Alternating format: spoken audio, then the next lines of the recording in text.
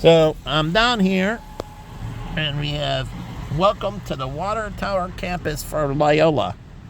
Now, they're in a precarious place, just like the Gleacher Center is.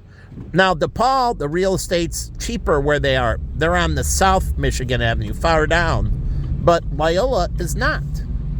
This is very expensive real estate, and so is Northwestern. So if Northwestern's going to expand, the only way is to go vertical. It would be cheaper for Northwestern to tear down and go vertical than acquire a new plot of land or to redevelop their existing structure and make it more efficient than acquire a new plot of land. Anything they try to acquire around here, like Loyola, is going to cost them a fortune. So redevelopment is better than acquisition in this situation. And so they got to figure out what their future growth rates are going to be if the population is going to grow. But if we don't get, and I told you the only reason the United States had positive population growth was from illegal and legal immigration, but domestic incubation wasn't there. And so if they don't figure this out, then they're in a situation where they're going to stifle their potential growth. They won't grow. Eventually, they'll reach a point of saturation, and everything around them is appreciating, and it's going to be unbelievably expensive to even attempt to grow. So if they're going to do any type of future acquisition, you do it now.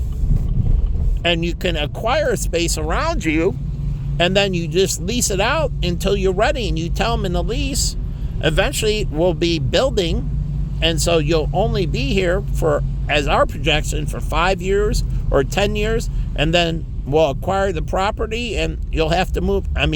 We'll need the property and you'll have to move out. But what are they going to do? So if they're going to do any acquisition, sooner the better. And I love this hotel, the Sofitel. Been in, and I was going to run the little cafe downstairs. They have a great little bar. It's a great hotel. I was there for my friend Jay Kim's wedding. Annie Bang. It looks nice. It's very simple, but straightforward. Not elegant, but it has some nice visuals, but it is very much simple. So the client's going to come in expecting a lower cost, lower price point because it's less elegant. When you walk in a product store, it's more elegant. The client understands it subconsciously that they might have to pay a little bit more. This place is really nice. But they're going to expect a better price. So when you go to Ross's or TJ Maxx's compared to Macy's, it's much more simplistic. And so you're going to expect a lower price in return. So they're setting expectations by the environment. Now they're going to look at the material and the stitching and other things that people know their clothing, like I do. But the whole point is, sometimes you can have a higher price environment and charge a little bit more because it's adjusted for the rent. So the goods might not be higher price, but the presentation is higher price. You have champagne or you have something else that gives them much more feeling of elegance. So with that, you can charge a little bit more money because they understand it's a give and take. People do understand, but they're pricing it from their experiences. So make no mistake about it, they're pricing it from their experiences. And if it's the first time, then they're using you as a benchmark. So if you know their prior experiences, then you know where they're in a price point wise. So if you go down south here to the taco places, and like Bigwig, $5 a taco basically.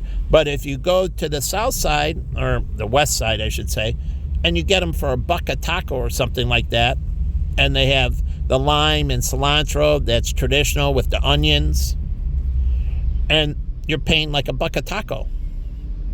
And then you go into Bigwig, and the environment's not that nice. And then they're charging you $5. And I'm thinking, I can just go to the west side and get it for $1 a taco. Why would I come back here?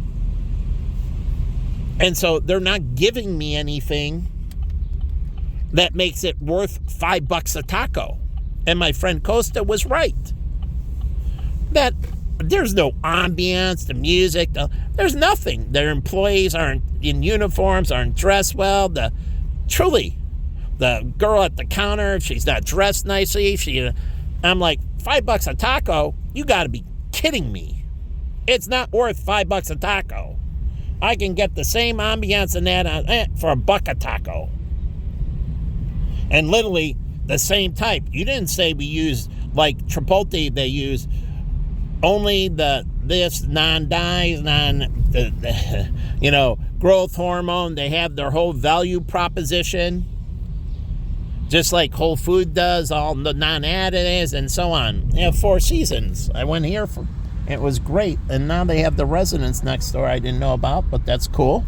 And they can use the maid service if you want for the residents. So the Ritz-Carlton's over here, and they have maid service, and they have other residents in the Ritz-Carlton I'll go by, but here, the Westin Hotel, they have a maid service. That maid service can also do outside work for the Sears Tower. Truly. Because cleaning the rooms here is in the morning. Cleaning over there is in the evening. So they can do all the stuff at the Westin and then move over and clean the John Hancock. Or they have another hotel up here, the Hyatt.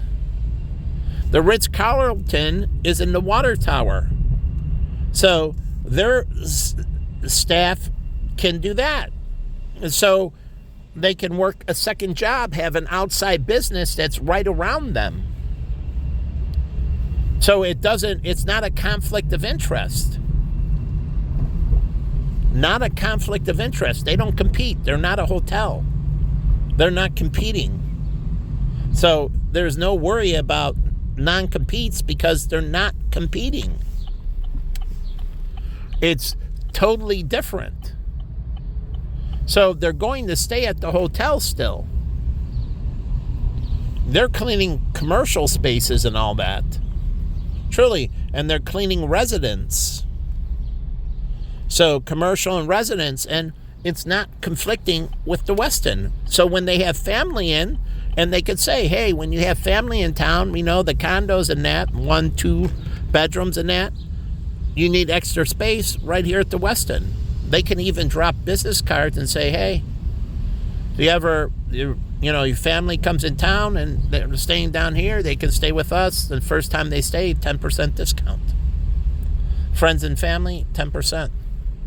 So they can even gather referrals. So the Ritz-Carlton is in here, and they can do stuff within the water tower.